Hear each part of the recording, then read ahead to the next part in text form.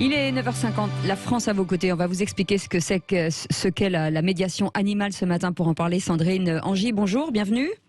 Oui, bonjour, merci de votre accueil. Je vous en prie, vous êtes spécialiste de la médiation animale, chef d'entreprise. Votre entreprise s'appelle Pensée Animale et avec nous Philippe Maillet, bienvenue. Oui, bonjour. Bonjour, vous êtes référent de vie sociale au centre Alzheimer, les parentèles à Paris, et vous êtes diplômé universitaire, attention, pas facile à dire, Alzheimerologie, c'est ça ? Exactement. Voilà, c'est ça. Sandrine Angy, expliquez-nous déjà ce que veut dire le mot médiation animale. Alors la médiation animale, c'est simplement le fait de créer une relation triangulaire entre donc le bénéficiaire qui va bénéficier donc de la médiation animale, l'intervenant de médiation animale et du coup l'animal qui va venir ici entre ces deux personnes pour justement créer un lien, une relation. Alors on s'adresse à qui ? Ce sont forcément des personnes fragiles qui ont perdu le sens de la parole, qui sont un petit peu. Quel type de gens aujourd'hui, quel type de patients vous adressez ? Alors du coup, ça peut s'adresser finalement à tout un chacun, ouais.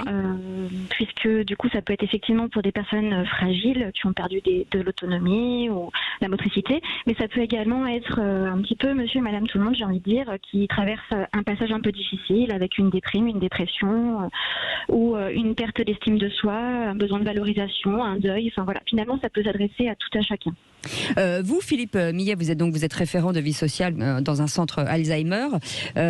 Et quel moment fort vous avez vécu, vous, grâce à la médiation animale ? Depuis 2002, effectivement, moi j'ai travaillé dans 5 EHPAD où la présence des animaux faisait partie du projet d'établissement. Oui. Et du coup, la présence animale existe de plusieurs manières chez nous. On a des animaux mascottes dans les résidences. Ce sont des animaux qui vivent à la résidence et qui sont adoptés. Quel type d'animaux ? On a par exemple 2 chats, un lapin. Ou alors ce sont des résidents qui viennent aussi en institution et qui viennent avec leur animal de compagnie. Ou alors des chiens visiteurs ou des animaux visiteurs qui viennent par le biais de bénévoles ou de familles. Et on note un impact effectivement sur ces personnes fragiles ? Alors oui, il est vraiment évident. C'est-à-dire que dans un centre spécialisé à Alzheimer, la communication non verbale est vraiment importante. Avec tous les troubles, il est important que du coup, on puisse redévelopper par la présence animale un vrai lien affectif. Et on note des bénéfices au niveau de l'encouragement à venir, de l'encouragement à exister, à pouvoir être en lien avec et renouer aussi avec le monde animal de façon forte. Sandrine Angy, quel type d'animaux pour vous sont les plus... Alors on parle beaucoup de chiens, mais je crois que vous avez d'autres animaux, vous, pour rentrer en contact avec vos patients. Oui, tout à fait. Alors, je n'irai pas jusqu'à dire qu'il y a un animal vraiment précis. En fait, tout va dépendre finalement des objectifs qu'on veut mettre en place, oui. Des personnes. En fait, qu'est-ce qu'ils vont affectionner comme type d'animaux. Alors moi, j'interviens effectivement avec des chiens, mais pas que. J'interviens également avec mes perruches.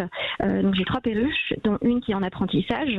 J'interviens également avec 2 cochons d'Inde, un lapin, 3 gerbilles et 2 ânes nains.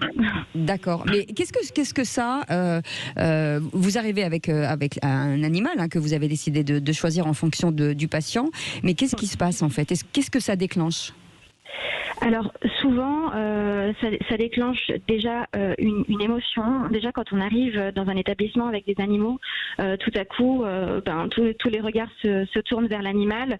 Tout de suite, on voit comme si les personnes reprenaient vie en fait, parce que quand on arrive par exemple dans un EHPAD où le lien n'est pas toujours forcément facile entre eux, tout à coup quand ils voient un animal passer, ils voient le voisin et voilà, ils se disent regarde le petit chien ou regarde les oiseaux ou écoute-les.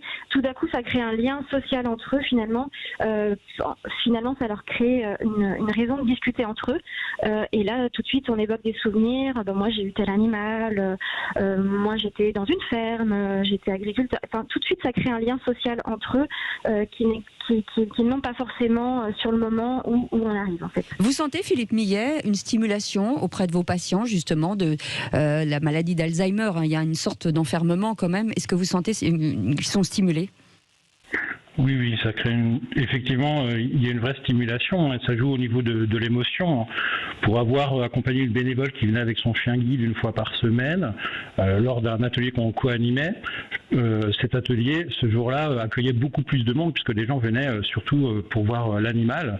Et il y a un lien qui se crée et c'est intéressant justement quand il peut y avoir une régularité dans la venue des animaux et ça joue vraiment sur la motivation et sur le bien-être. Est-ce que c'est quelque chose qui doit être fait assez régulièrement, de façon quotidienne? Est-ce que vous sentez des améliorations sur toutes ces personnes fragiles?